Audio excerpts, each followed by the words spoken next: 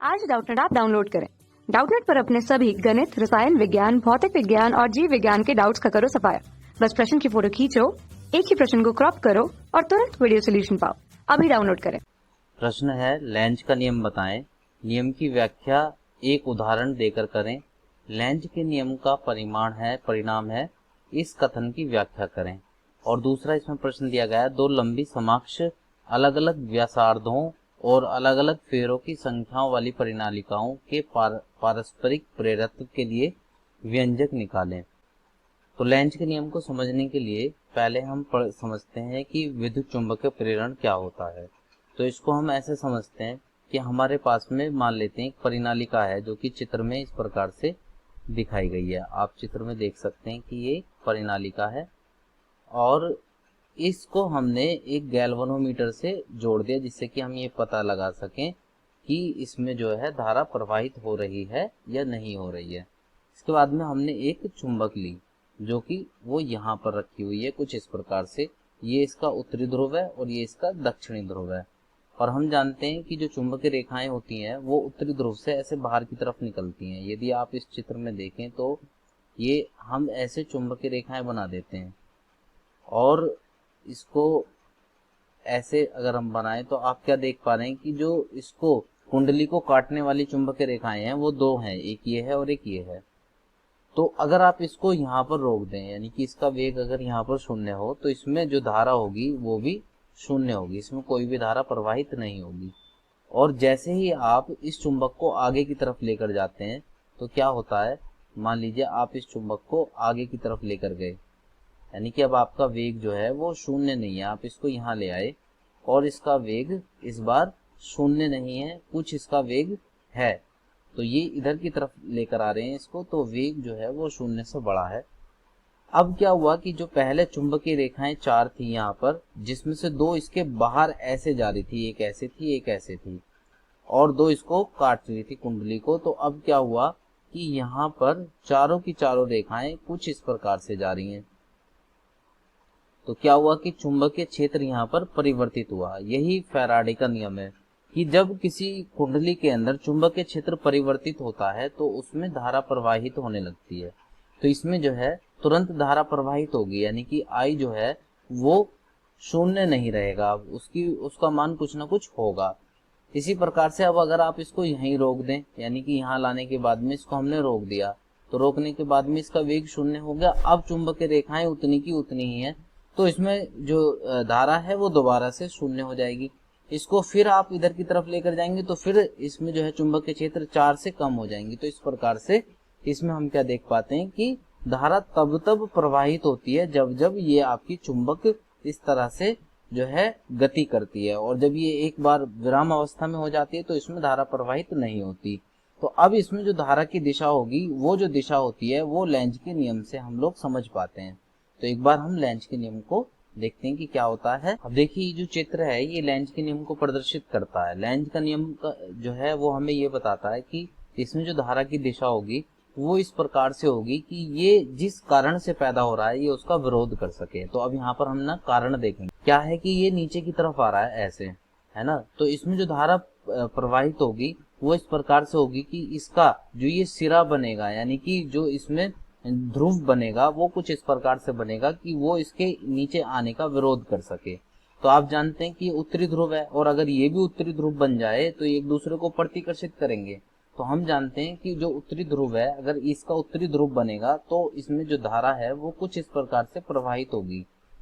क्योंकि अगर आप इसको देखें तो ये एक तरह से जो है N है ना, N का मतलब होता है नॉर्थ यानी कि उत्तरी ध्रुव, और ये S का मतलब होता है दक्षिणी ध्रुव।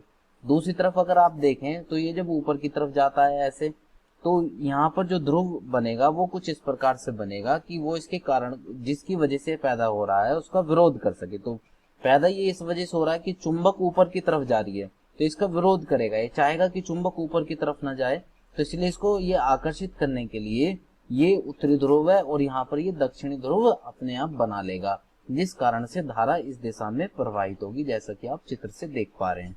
अब हम एक बार लेंज के नियम को लिख लेते हैं।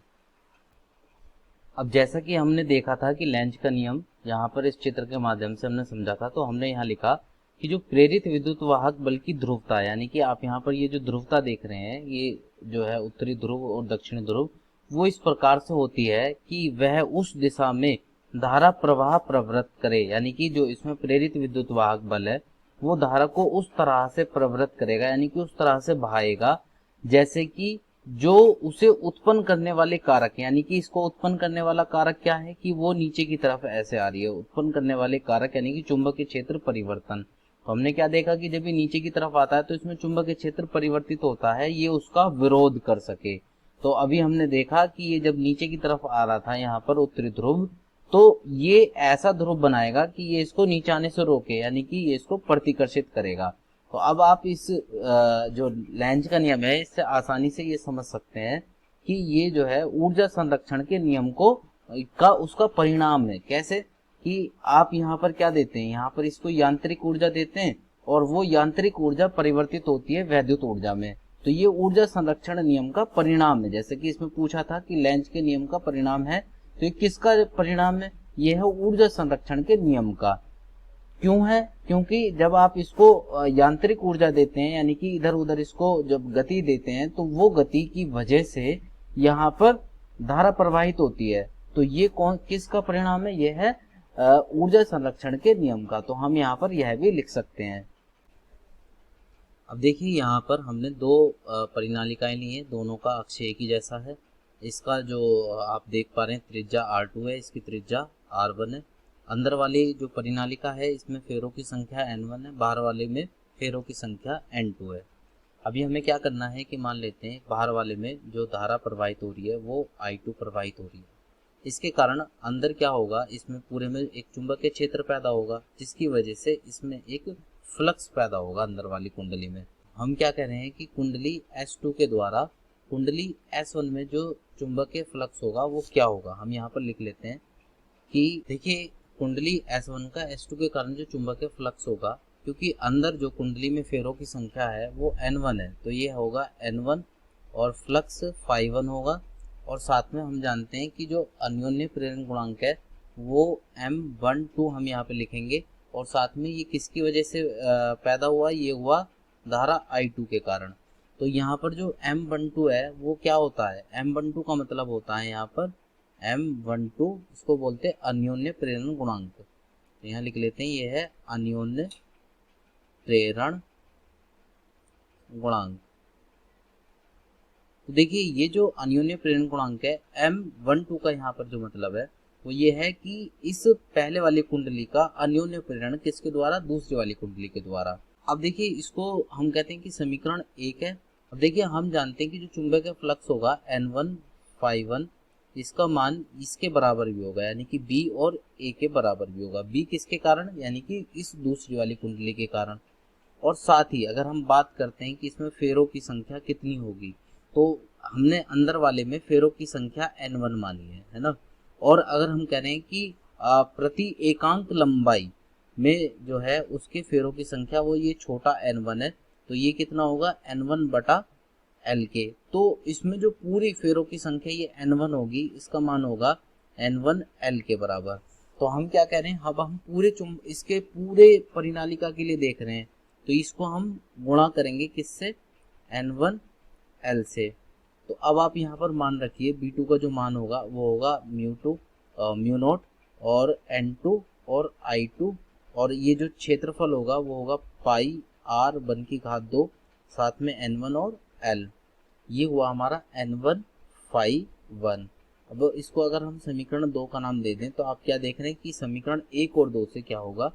यहाँ पे आप लिख सकते हैं कि समीकरण 1 व 2 से, तो क्या 1 और 2 से हम देखेंगे कि ये तो एक दूसरे के बराबर है, तो ये हो जाएगा M12 I2 बराबर म्यू नोट N1 N2 और पाई R1 की घात 2 और I2 और L।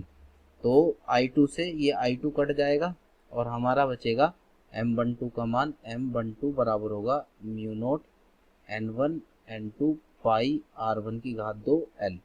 तो ये M12 का मान हमने यहाँ पर ज्ञात कर लिया। अब यदि हमें ज्ञात करना है M21 का मान, तो वो भी इसी प्रकार से हम ज्ञात कर सकते हैं। यहाँ पर लिखेंगे इसी प्रकार, और इसको इस बार हम काफ़ी छोटा करके लिखेंगे क्योंकि हमने ऊपर आपको समझा दिया है।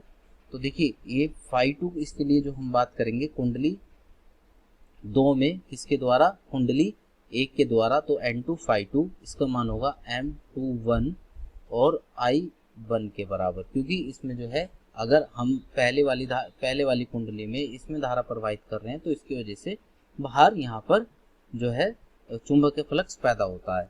साथ ही अगर हम इसको समीकरण 3 का मान दे दें तो जो समीकरण 4 होगी वो N2 phi2 पिछली बार की तरह ये हो जाएगा N2L और B A के बराबर। अभी आप जो है यहाँ पर बात करेंगे वो B1 की बात होगी, और ये हो जाएगा N2L और B1 होगा म्यू नोट N, इस बार ये N1 होगा और ये I1 होगा। साथ में क्षेत्रफल की बात करें तो पाई R1 की घात 2 ही होगा, क्योंकि जो क्षेत्रफल है वो इसके द्वारा जो चुंबकीय फ्लक्स होगा वो यहीं तक हम इसको सीमित मान रहे हैं अंदर वाले के लिए। तो अब आप क्या देखते हैं कि ये N2 phi2, अब ये समीकरण हो जाती है 4। अब आप 3 और 4 से देखेंगे, 3 व 4 से कि ये दोनों तो बराबर हुए।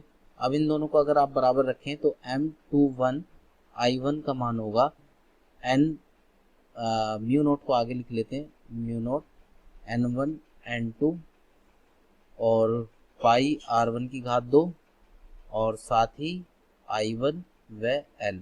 तो आप I1 से I1 को काटेंगे और आपको क्या प्राप्त होगा, M21, जिसके बराबर जो कि म्यू नोट N1 N2 पाई R1 की घात 2 L के बराबर है।